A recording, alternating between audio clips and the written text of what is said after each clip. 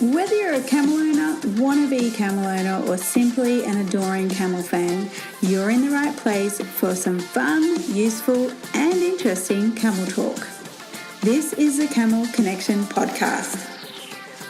We're your hosts. I'm Tara. And I'm Russell.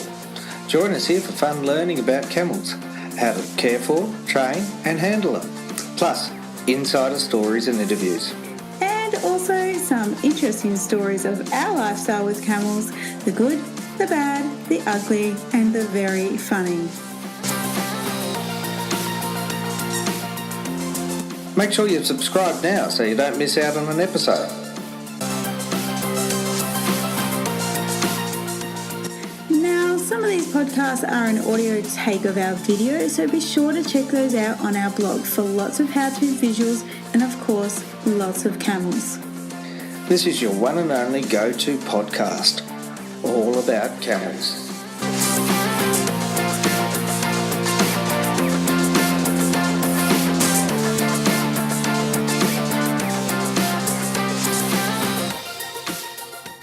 Welcome back to the podcast. Wow, we have an amazing person for you to hear from today. Her name is Audrey Brooke and she has Asperger's, and she has had a lot of trouble in her life with bullying growing up in Kenya. She's UK born, but she grew up in Kenya, and it's a big stigma to have autism or any disability really in Kenya to be different. She took her pain of basically of her own suffering and her love of walking and her love of camels, and she's doing regular charity treks to raise awareness of autism in Kenya. What a powerful project, guys. You've got to listen to this podcast. You've got to get on board and support Abby and her camel Baloo. What an adorable name. I just love it. She's walking with 2 camels with the help of some camel herders all throughout Africa. Her next journey is starting hopefully next year if she's got the sponsorship in 2019. She's going to walk for 5 months and walk 2,000 kilometers. And at every village that she stops at, she does little mini workshops on raising awareness on autism, how to get support and how to get help. This is such a powerful project, guys. We have a son who's on the spectrum, and we are very lucky in this country that it is not a taboo subject, that it's kind of like, well, everybody's got it these days. That's the kind of the attitude, actually. But Kenya's a different story. Children are being bullied, children are being tied up, and a lot of awful things are happening because they are different. So you got to listen to her story, how she got into camels, why she loves walking, and of course a little bit of how she managed to train some of the camels, because it's very much a male-dominated field, camel handling in Kenya. So without further ado, let's just jump right into it. She's amazing. Make sure you tune in all the way through. Get the details from her Facebook page on how you can support her, as well as her website. So let's do it. Well, we'll just start by thanking you for being here, because as you know, we have a podcast, and we'd love to share your message. And we recently did a podcast on how to start your own charity trek. Finding out about you was really timely, and I thought we'd love to interview you and just see what you're up to. We'd love to support other people's camel ideas. Yeah. Hey, so my name's Audrey Brooke. I come from Kenya, born and raised here, and I'm starting a project to raise awareness of autism using camels, by walking long distance using camels. In Kenya. In Kenya. Yeah. Excellent. In Kenya. Yeah. That's awesome. So you've been in Kenya all your life? Yeah. Born and raised here and spent much of my life here. Yeah. A few travels outside, but been here. But pretty much all through. And you love it? You call it home? Yeah, it's home for me. Yeah. I mean, I haven't really found home, but I guess if I was to say home, it'd be here. Yeah. What's your favorite thing about Kenya?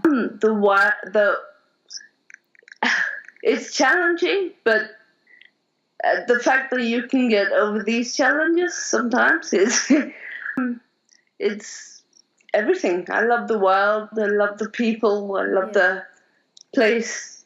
Yeah. That's awesome. That's so... Kenya is not a place that I've been to yet, but I'd really love to get there. It just seems a bit wild and a bit kind of untamed, but this real kind of groundiness to the place. Yeah, no, definitely, that's it. Untamed, but yeah, beautiful, beautiful. It drives you nuts at times, but it's a love-hate relationship. Yeah, I can only imagine. Yeah. How old are you, Abby? If you don't I'm mind me 35. asking. And do you work at the moment, or? I work with I freelance as a carer for disabled kids. Yep. And I also make art. I do a bunch of things. Yep. But for now, the project is my baby, my thing. Yes, which is the walking with the camels. The camp. Yeah. So, okay, what made you think or come up with the idea about walking with camels in Kenya? Actually, it started when I was about 14. This is a dream I've had since I was very young. Yeah. I've always enjoyed walking, and I read a book by Fiona Campbell when I was 14, and she walked not just across Africa but across the world. Yeah. And I always thought that's what I want to do one day. And then I read Robin Davison's book, Treks, and she did it with camels, and it's always been from there something I want to do. But getting to that point of actually trying to do it, it was tough, because you can't really say to someone, I want to walk across a continent with camels. So you can, and you've done it. So exactly. Yeah, no, exactly. We know exactly.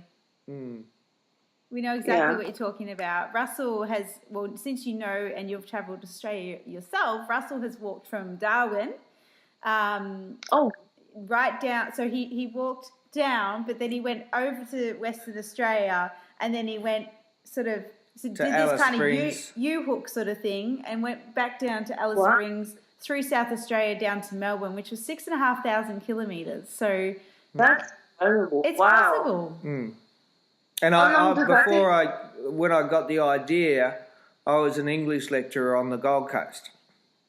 Oh, wow. So I didn't know anything about camels when I got that idea. And it took a long time to get organised and to get all the knowledge and the skills, but it's possible. It is.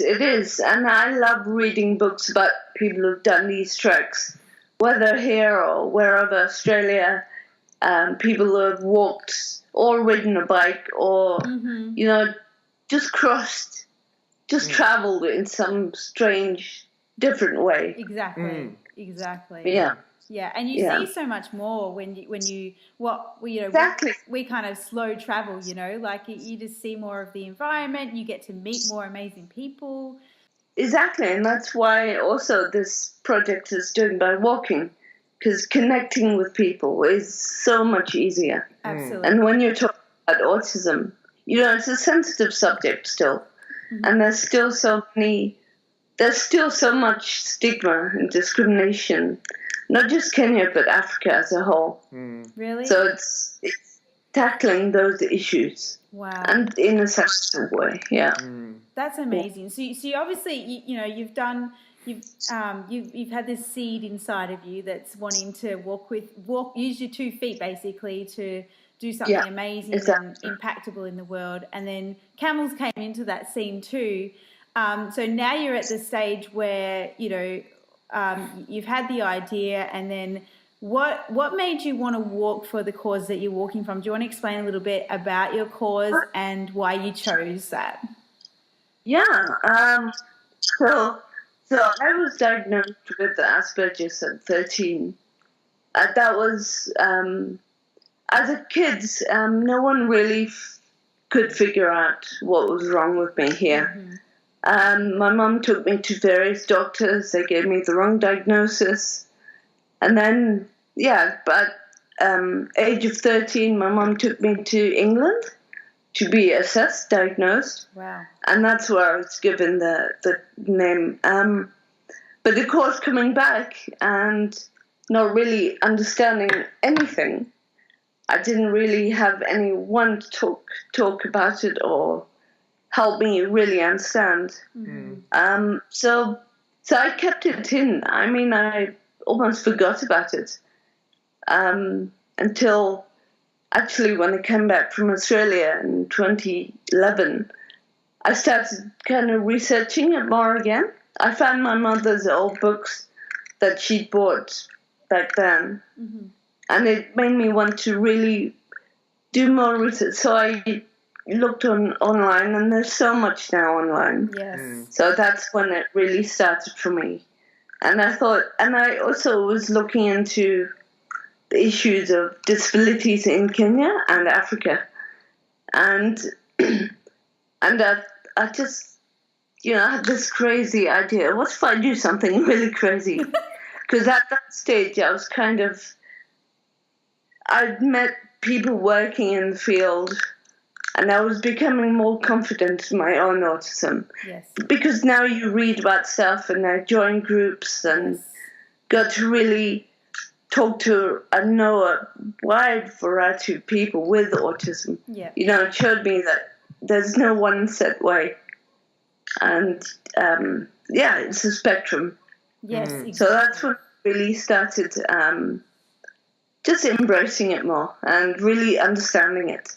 Mm-hmm. And that's when I thought, let me try to do this project. Yeah. Because I'd read, because I was reading the whole story again, the one by Fiona Campbell.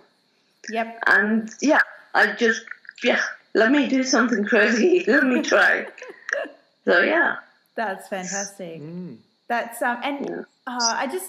what I love about projects like this, because both Russell and I have done our own charity treks and awareness treks and things like that, is it just starts with an idea, or you read a book, or you meet somebody, and then it just avalanches into sort of this. Festers in your mind, doesn't it? And you can't get rid of the idea. Oh, yeah. I mean, I've had this project since 2011, and it will not stop. It's one of those things where I try to do things, some things don't work, it takes a break. I haven't been able to walk for 2 years because I wanted it to be consistent. Yes. It has been, and that's frustrating. Yeah. So, but it just won't go away. Yeah. It's stuck. Yeah. Yeah. So so that we can get an idea on the situation or the stigma around autism in Kenya. I mean, us third world countries, like not third world, first world. Here in Australia, for instance, autism is like just the new norm. Like we've got so much support system, government support. If you're telling somebody that your child has autism, because our middle child Tate, he's on the spectrum and he goes to a specialist school, but it's like nobody blinks an eyelid anymore about it. There's something like 1 in 65 boys anyway. That are born or have autism by the time they're 5, whether or not they're born with it or it's something that develops or, I mean, there's all sorts of stuff out there that's indicating, how autism comes about. And but that number is certainly increasing as time's going on, whether or not it's being recognised more, or whether or not the incidences of it is actually increasing. So it's an important issue. I think definitely because we're learning more about it, and it is a spectrum, that we can see signs of it, and that's I think why the numbers are going up, that more and more people are being diagnosed with it. But it's not, it's, because girls and boys, they have different tendencies too. Yes. And it's the boys which are diagnosed more. Yes. Because as women, I know for me growing up, it was very women anyway, we try to fit. Society tells us what to do and exactly. how we should be. So with autism, you can't display your little tics, or yes. It's you learn to hide it. Yeah, wow. That must have been really challenging for you. Yeah, it was, especially here, like I said, people don't understand it. It's still very much, awareness is growing now. Yes. But very, very slowly, and not much in the rural areas, which is where I want to really focus on. Yeah. Because that's where the discrimination, people don't understand. Our governments don't really put much effort into disabilities, and more so mental disabilities. Yes. Yeah. So it's still a very, almost a hush-hush subject. Yeah. People don't talk about it. Yeah. So, yeah. That's amazing. So what would you say, like, a country like Australia or the United States, how we're so, and the UK, where awareness is just out there, autism is a common word these days in those particular countries. Yeah. So what's the difference between that and where Kenya is at the moment? I'd say we're a couple of years behind you guys in terms of awareness and acceptance, and people actually realizing what it is or seeing. I think there are a lot of people who are undiagnosed here still because of the awareness, and people don't understand it's a spectrum. When you talk about autism, some people think classic autism. Yeah. Or servants, Yeah. But it's a spectrum. So and that's the thing people don't understand. Yeah. They either think if they're not high functioning, then they're not autistic. Yeah. And what sort of discrimination have you experienced, maybe, or that you know of generally happens in Kenya? Me personally, I was bullied lots. I was bullied and teased, and from other people who noticed my differences and just little things I do. Yeah. I get teased so often for it. My confidence just shattered almost. Yeah. It was tough. It was very tough. Yeah. But for the rural areas, it's really, kids are. Yeah, it sounds horrible, but they're tied up. They're kept hidden. They're it goes on. It's wow. And this is a topic that really needs to be addressed. Yeah. But how to address it? Yes. I just like to think I'm trying to do something. Yeah. Yes. I can't change the world. I'm just trying to, you just try to do what you can, I guess. Yeah. Absolutely. So, with your camel track, if I can call it that, are you being supported by any organisations? I have my partners who I work with on this project, two special education professionals. Two groups, and what we do is we do workshops, like in certain. So this next trek is 5 months. Fantastic. And we got 5 workshops, 1 a month, in certain towns, and the workshops, consultations, just talks about autism and other disabilities to the communities. Right. Yeah. Fantastic. Wow. Okay. So tell us a little bit more about how you manage these walks with the camels. Like, do you have a herd of camels, or are you hiring a local herder to help you out? Tell us how you're working that. Yeah. So I'm using 2 camels. Well, I used 3 in my last trek, but this trek I think just 2. And I work with two guys, kind of herders, they help me with the camels, and it's a company. Yeah. And security, of course. Yes. Yeah. But yeah, it's two camels and me and two guys, and we camp along the way. Right. Some people will invite us to sleep on we call them shambas here, kind of farms Fantastic. So people say, come sleep with us, come camp, and that gives a more relatability to people. Yeah. You can really, talk to people and sit around, eat with them, and it's a closeness, and that's what I want for the trek. So how many, you've done some tracks already, have you?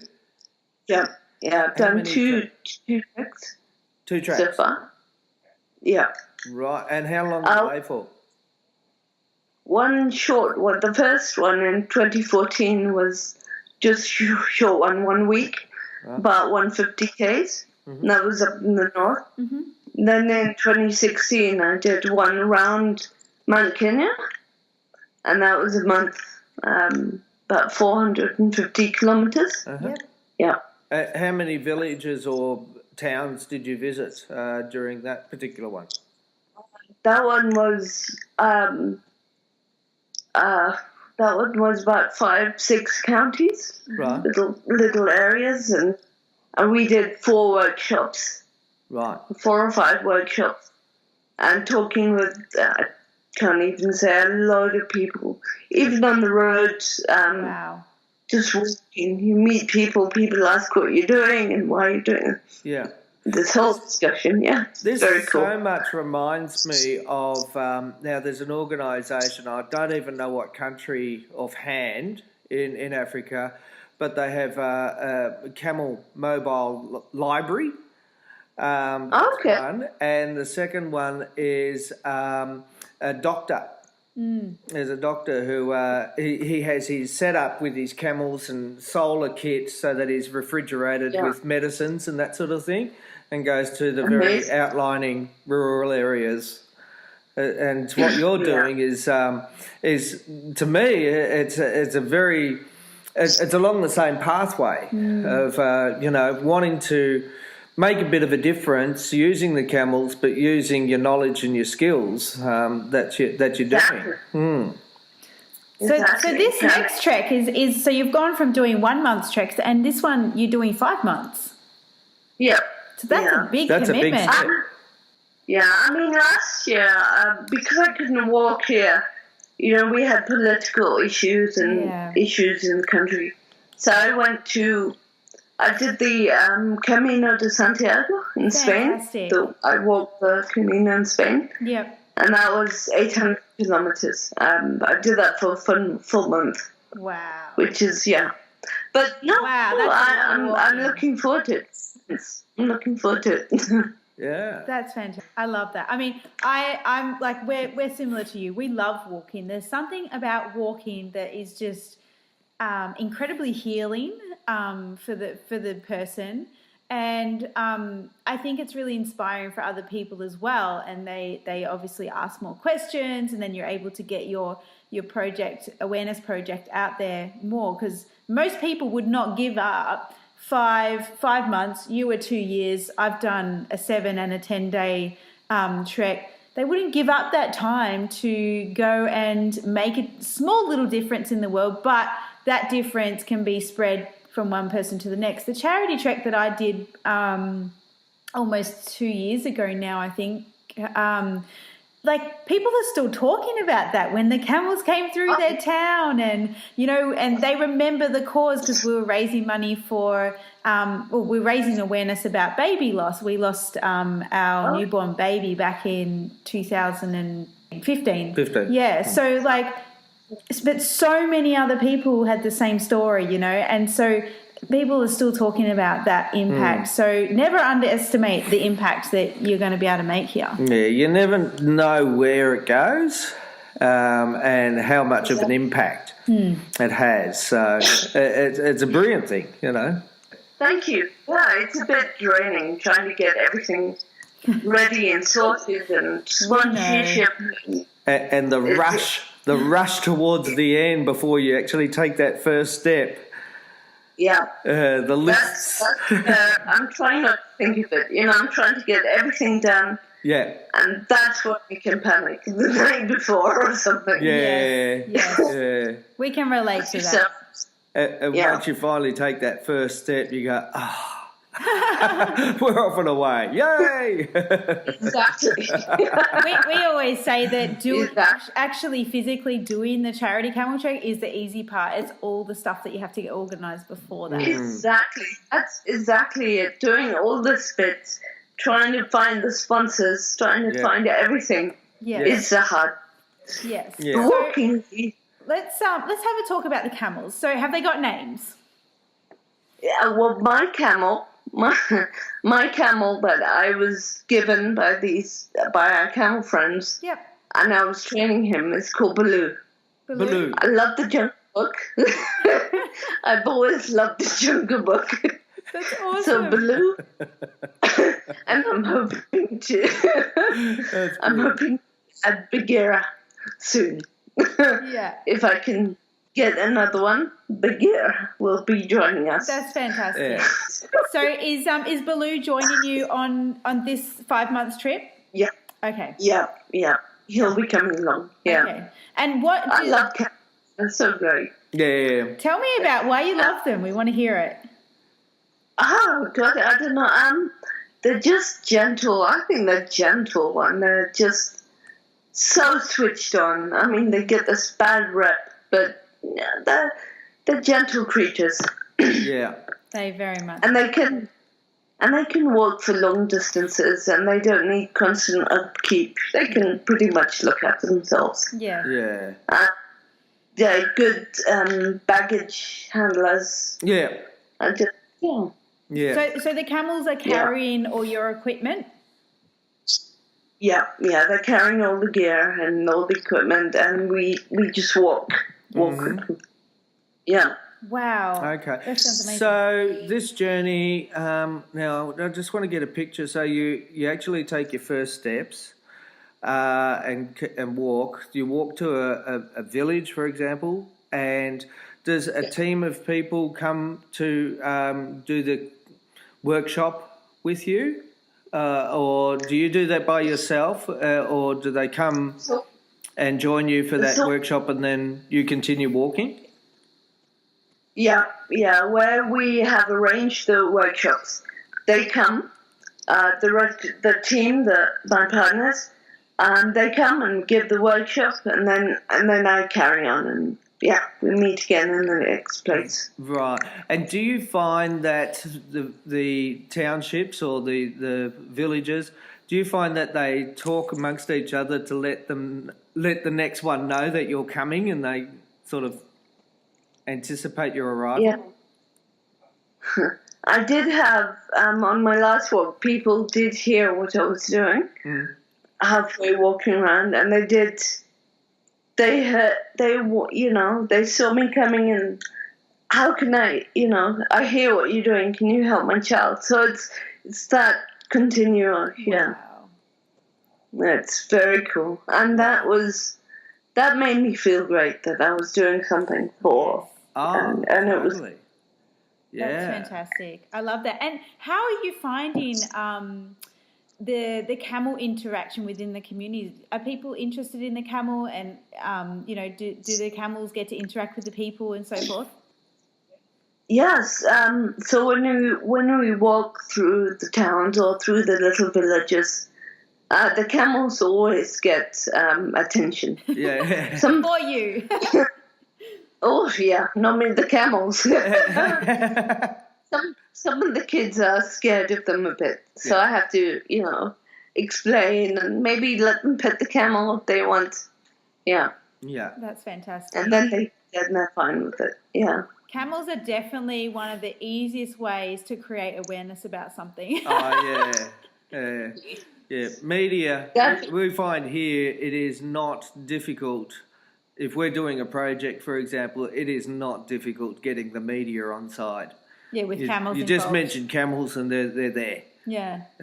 Yes, Yeah, but definitely. if you're riding a bike, well, it's not so exciting. No, I don't want to interview a bike. True. That's true. Yeah. So can you tell us a little bit about your learning process with the camels and how you've come to know the camels and I don't know, anything that really strikes you about the camel? Like, well, first of all, how did you initiate the camel process? Because obviously there's some camels in Kenya and I presume it's majority a male dominant job, you know, for... Oh, yeah. That was tough. So I first did my first camel trek. I was 14, I think, for a sponsored thing, Yep. for a week. And I really enjoyed that. Yep. Really enjoyed that. So walking with camels has always been a thing for me. And then, so when I thought of this project, we have family friends who run a camel safari business here, and I talked to them about it, and they said, "Yeah, of course." And so we did the first one, which was great, and then for the second one, they gave me a camel, a boy. So I went up to, because they live about 3 hours from me, so I went up to do some training with him. But yeah, it is a very male-dominated society. They're looking after the camels. Yes. And training. So when I was training him, it was very, very, what is this woman doing, You know, you're female, you're white, and you're training a camel. It's very, it's almost unheard of. Yeah. And I did a voice commands, because some people up here, they beat the camels. Yeah. And I don't agree with that. So voice commands, which took some time. Yep. But he got there. Yes. Yeah. So you kind of took a little bit of what you already learnt from Kenya camel herders, and then you obviously thought about it, and you didn't want to be dominant. And we're the same with our training. We don't. Dominance does not resonate with us. We've got a system that we've dubbed Camel Connection Trust-Based Camel Training, which is all about being one with the camel, because they're amazing animals. They're very intelligent. And if you be scared of you, and we don't, that's not wanted ever. Yeah, exactly. And it takes time. It does take time. Yeah, and what we find is that a lot of people would like instant results, but a clinic that we did recently in the United States, one of the students, a young man, he was in his mid-30s, I think, 20s. and he asked me, how long does this take? We were talking about procedures to getting a camel to, be working with you, and not, you telling the camel what to do all the time and being dominant. And I asked him, I said, well, what is it you do? And he said, I'm a financial advisor.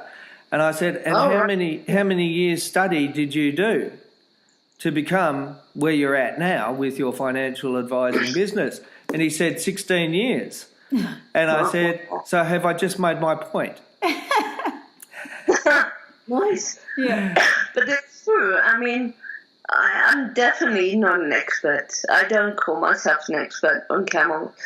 But the more you spend time with them, and the more we'll be walking for 5 months on this trip together. Yeah, we'll learn together. Yeah, I can't wait. I mean, I love the Rick Smolland's photographs of Robin Davidson with the camels. Yeah.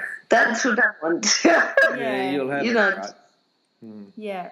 Uh-huh. Amazing. No, oh my gosh, this is an amazing thing. So we've heard about the camels, we've heard about the cause. Now tell us, how are you being supported physically and obviously, financially as well? Like what support methods are you after? How are you gaining sponsorships? Tell us more about that, and Yeah, well, I have I'm still in the process of looking for sponsors right now. And that's tough. It's not easy. It's not easy, but I'm hopeful. I have got an online fundraiser at Go Get Funding, which people can sponsor a kilometre. Yep. Yeah. So we'll get those details from you. Have a website? I do. I'll give you the websites as well. Excellent.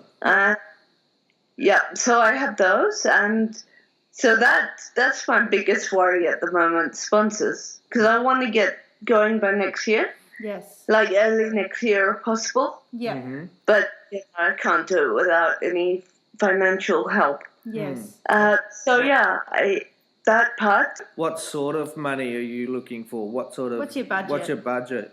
It sounds ridiculously expensive, but about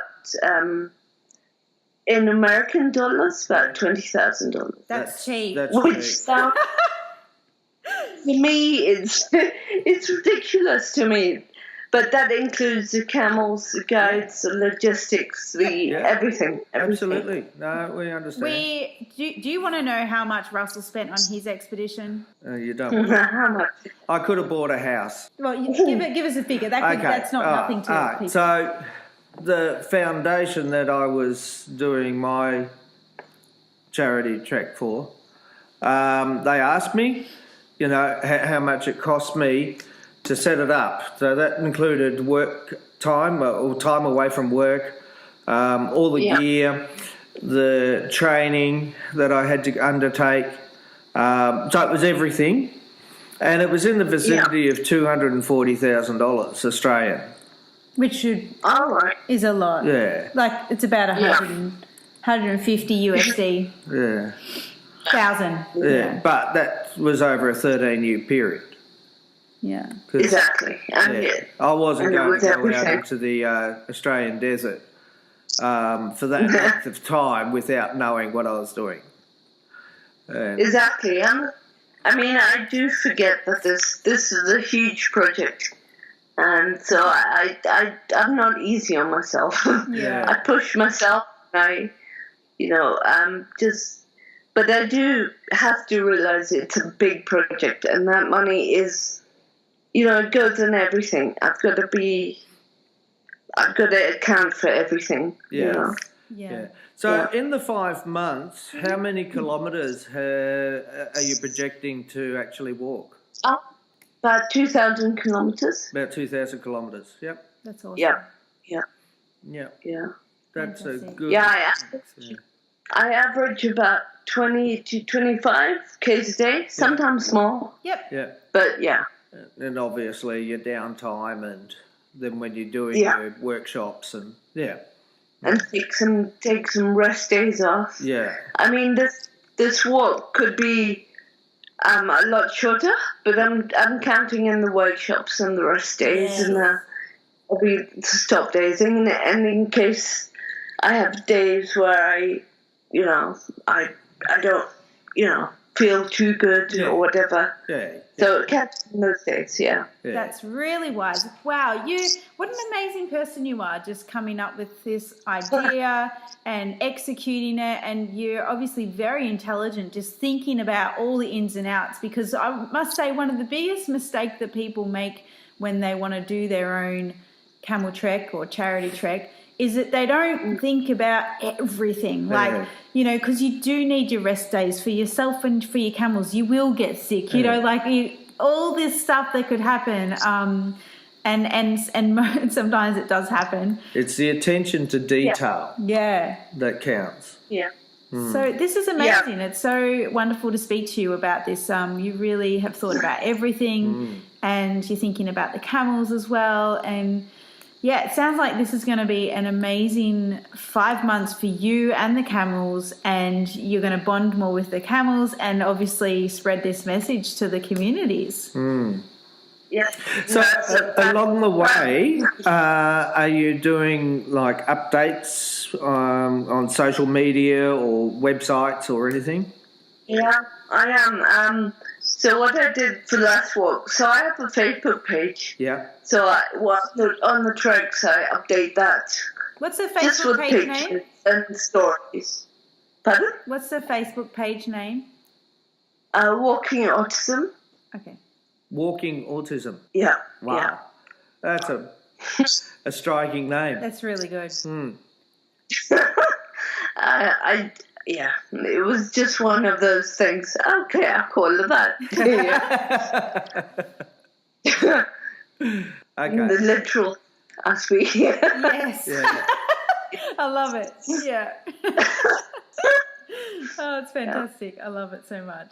It reminds me of our son. He's very literal about things too. Just says it how it is, and but it's impactful. How old is your son? He is 8. Yeah. So he has nice. come a very long way from where he was. Yeah. He wasn't high functioning, but he was definitely kind of midway there for a little bit. But now he's definitely much lower on the spectrum, and we're hoping to transition him to the school that to a private school, but it's not the specialist school. So he's really excited about that. Oh, Yeah, that's cool. That's nice. and he loves the camels. Like he just gets them, you know. Like he just really. He often teaches us about things with the camels. Like, he won't seem like he's very interested in the camels, but then he'll just do stuff and you're like, how did you know that? Like, he's very observant. That's awesome. Yeah. No, definitely. I think with us, Aussies, we're very connected with animals, I think. Absolutely. And camels have that very...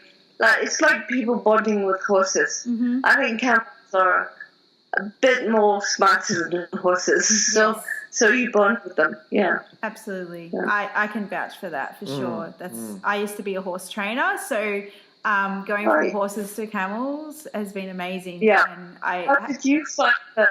What did you find the differences, and how did you find everything? Like camels. The only way I can really explain is camels are like next level. Like horses are great and they're a spiritual animal and they can understand humans, you know, if that right connection has been made. But camels, are just totally next level. Like, totally next level. They seem to be a more spiritual animal. They seem to be more responsive animal. Once you know how, I stopped using all my horsey skills on camels because mostly they just got annoyed with me.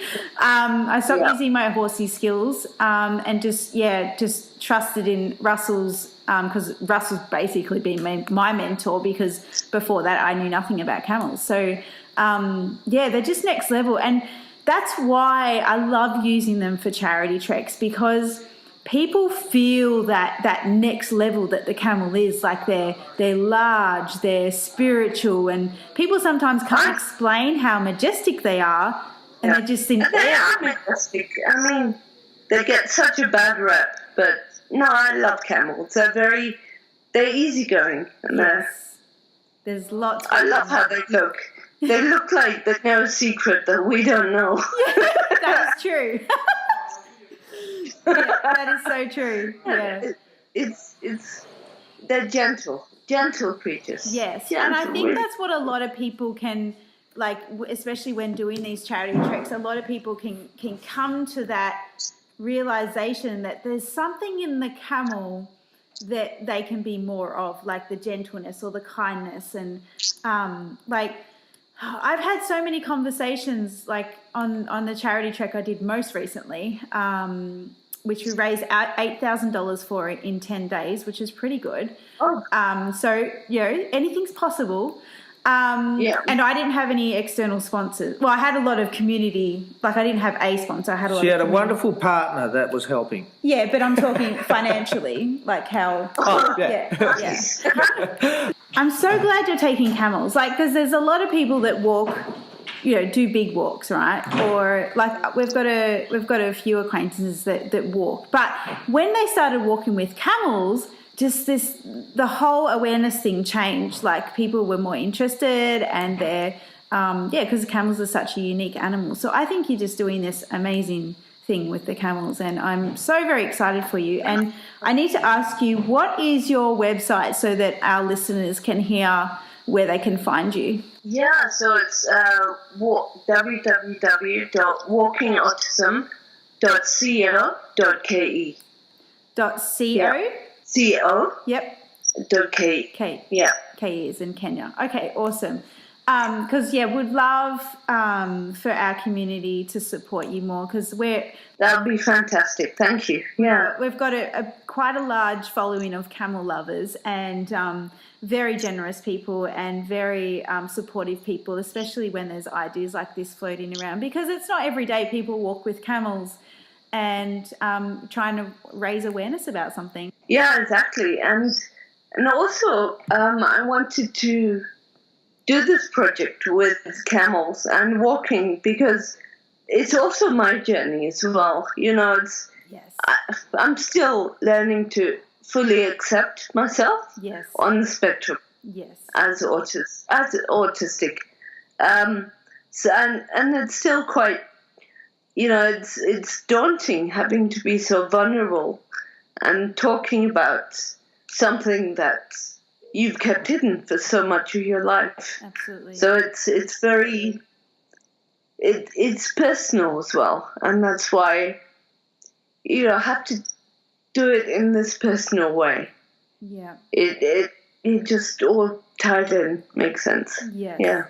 And the wonderful thing about also the charity treks that we've done is that then they're very healing for the person who's doing it. Like for me to walk the kilometers that I walked in my most recent trek, after losing, our own son, it was just, it was the most healing thing I could have done for myself. But what I didn't realize is that it was also very healing for a lot of other people. And I think that's what you're doing too, is you're standing up, you're walking with these camels, you're doing something extravagant, extraordinary, and people get that little glimmer of hope in themselves and go, wow, I'm different too. Maybe I could, do something like this in the future, or maybe it's okay for me to be that little bit different.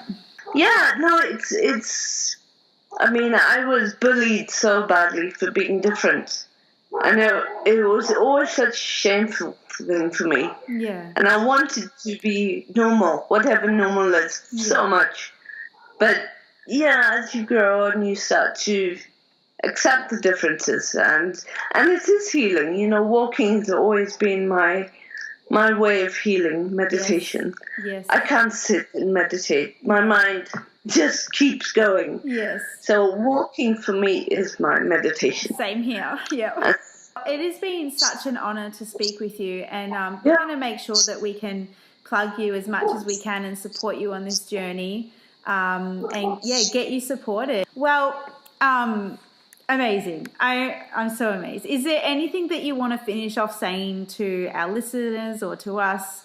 Just to wrap it up. Apart from thank you for having me. Thank you for wanting to interview me. It's awesome. The pleasure was and it's so nice meeting other camel people. Yes. Who get camels, as much as I do. Because not everyone gets camels. That's true. But thank you. And just, autism it's tough, but you can get through it. I mean, it's really hard sometimes, living in a world that doesn't quite understand you. But just, be yourself, I guess. Right. Yeah, and that's a message to everybody, to be yourself. And is there something you want to say to people who may be a parent of a child with autism, or a grandparent or a friend? Is there one thing you'd like to say to them, or a piece of advice that you could give? What could I say? Don't, I'd say just, don't stress about things that they may not be good at or find trouble with. In this day and age, there's something for everyone. Exactly. So focus on their talents and not not what they can't do. They can't do, yeah. That's fantastic. Just focus on what they can do. That's awesome. Yeah. I love that. That's awesome. Thank you for sharing that. And thank you for being here and spending the time with us. No, thank you. I know Thank you so much. Past midnight there. Oh, no, it's fine. I'm up. My brain just won't let me sleep at the moment. Yeah. Too much to think about. Yes. Yeah. Yes. Well, you've got our full support, and make sure you reach out to us if you need anything or you want some advice or support, because we want to support this for you. The best way that we possibly can. So this is great. Thank you for doing this. If you liked this information we've just shared with you, you'll be sure to love the free Camel ebooks and training videos that we're giving away. We're giving away 2 Camel ebooks, Introduction to Camels and Introduction to Camel Training. Plus, in our bonus Camel training videos, we take you through training and handling camels built on connection and trust. And we also share how to understand a camel's way of thinking. This is gold information that you don't want to miss. So be sure to sign up now to get your free ebooks and training videos over at camelconnection.com.